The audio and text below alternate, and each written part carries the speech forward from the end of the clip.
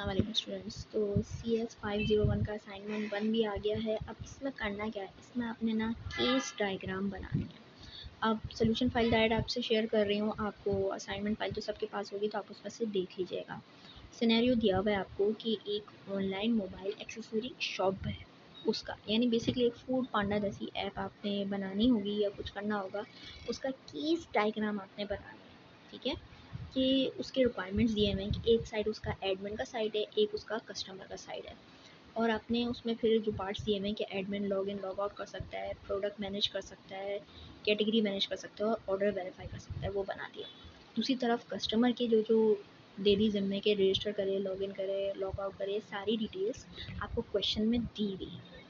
अब आपने करना क्या है, पहली बात तो बेटा आपने एआई किसी किस्म का यूज़ नहीं करना है, चैट जीटीपी, जेमिनी, इनमें से किसी से भी नहीं कहना तस्वीर जनरेट करके दे दो और वो लगा दो। आप ऐसा करोगे वो पकड़ी जाएगी और आपके प्रोजेक्ट में ज़ीरो मिलेगा। ठीक है, आपको बताया हुआ है कि कौन कौन सी सॉफ्टवेयर आप यूज़ कर सकते हो इस सोल्यूशन के लिए।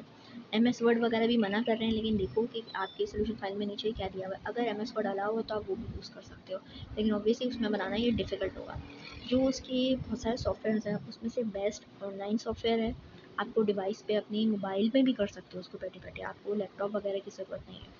ये यहाँ पे वेबसाइट मेंशन हो रही है। ठीक है, ये विजुअल पैराडाइम ऑनलाइन, इसमें जाओगे, इसमें डायग्राम्स का ऑप्शन होगा, वहाँ जाओ तो वहाँ पे केस डायग्राम का अलग ऑप्शन होगा, उस पर क्लिक करके न्यू टेम्पलेट बनाओ और फिर यहाँ पे देखो सारे सिंबल्स बने हुए आ रहे हैं। ठीक है, कि ये रहा एक्टर जो आपने सेट करना है, ये सिस्टम बाउंड्री है, ये इंक्लूड वाला, ये एक्सटेंशन वाला कि क्या है, ये सारे आप यूज़ करके पूरी डायग्राम बना सकते हो।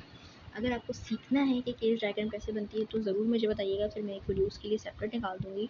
इसमें पूरी केस डायग्राम और दूसरी किस्म की जो डायग्राम्स होती हैं इसके अंदर वो किस तरह बनती हैं वो भी आपको फंक्शनैलिटी दिखा दूँगी। अभी फ़िलहाल आप ये यूज़ कर सकते हो, लेकिन बेस्ट ये होगा कि सिर्फ ये यूज़ ना करो, उसके थोड़ा बहुत कलर चेंज कर दो, थोड़ी पोजीशन चेंज कर दो और कुछ नहीं। अगर आपको उसका सोल्यूशन चाहिए, जैसे अलग अपने लिए सेपरेट सोल्यूशन चाहिए, तो आप मुझसे कांटेक्ट कर सकते हैं। डिस्क्रिप्शन में नंबर डिटेल सब दी गई हैं, उससे करें, आपको अपना एक अलग से सोल्यूशन थोड़ा डिफरेंट दिखने वाला भी सेंड कर दिया जाएगा। अच्छा, सबसे पहली बात तो इस बात को समझ लो, ये मैंने एक इस तरीके से बनाया है कि मैंने ना एक्सटेंशंस रखी हुई हैं। आप चाहो ये ऐड प्रोडक्ट, अपडेट प्रोडक्ट और डिलीट प्रोडक्ट, इसको एक साथ ही नीचे लाइन से बना सकते थे, कोई इशू नहीं था। लेकिन एक तरीका इसका ऐसा भी होता है कि ये मैनेज प्रोडक्ट की एक्सटेंशन है ना, यानी मैनेज प्रोडक्ट तो एक मेन फंक्शन है, लेकिन उसका सब फंक्शन क्या है, मैनेज प्रोडक्ट में क्या करा जाएगा, प्रोडक्ट को ऐड करा जाएगा, अपडेट किया जाएगा, डिलीट करा जाएगा। तो ये मेन मैनेज प्रोडक्ट है, फिर उसकी एक्सटेंशन, ये 3 और चीज़ें आ रही हैं, 3 और फंक्शंस आ रहे हैं उसके। ठीक है, तो ये यहाँ पे हमने लिख दिया। दूसरा, ये जो कस्टमर वाला है, कस्टमर वाले साइड पे आप देखो तो आपको दिया हुआ है, मैंने यहाँ पे एक्सटेंशन वाले वर्डिंग्स नहीं यूज़ करी, मैंने चलो छोड़ दें, क्योंकि एक्सटेंशन के तरीके से लिखना ऑप्शनल होता है, कंपलसरी नहीं, ऑप्शनल चीज़ होती है। लगाना चाहो तो लगाओ, वरना आप नॉर्मली लिख दो उसको। अच्छा, नीचे क्या है, जो चेकआउट है वो इंक्लूड करता है सिलेक्ट पेमेंट वाला मेथड, क्योंकि चेकआउट और ये आपस में रिलेटेड है। चेकआउट करोगे तो सिलेक्ट पेमेंट करनी होगी लाजमी, एक दूसरे से रिलेटेड है, उसके अलावा सिलेक्ट पेमेंट का ऑप्शन नहीं होता जब तक आप चेकआउट नहीं करो, पहली बात। दूसरी, चेकआउट और प्लेस ऑर्डर ये भी आपस में रिलेटेड है।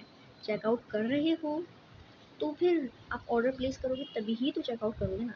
अच्छा देखो, यहाँ पे एरोस किससे जा रहे हैं, प्लेस ऑर्डर रिलेट करता है चेकआउट से और चेकआउट रिलेट करता है सेलेक्ट पेमेंट से। एरो हेड किस तरफ जा रहे हैं ये भी इससे फ़र्क पड़ता है। ठीक है, तो इस तरह आपकी सिंपल सी डायग्राम बन जाएगी, ज़्यादा मुश्किल नहीं है, थोड़ी देर आप बैठ के आराम से बना सकते हो। मैं जो वेबसाइट यूज़ की है इसको बनाने की, उसकी लिंक भी डिस्क्रिप्शन में दे दूँगी, ताकि आप ओपन करके अपनी डायग्राम ओरिजिनल खुद बना लो।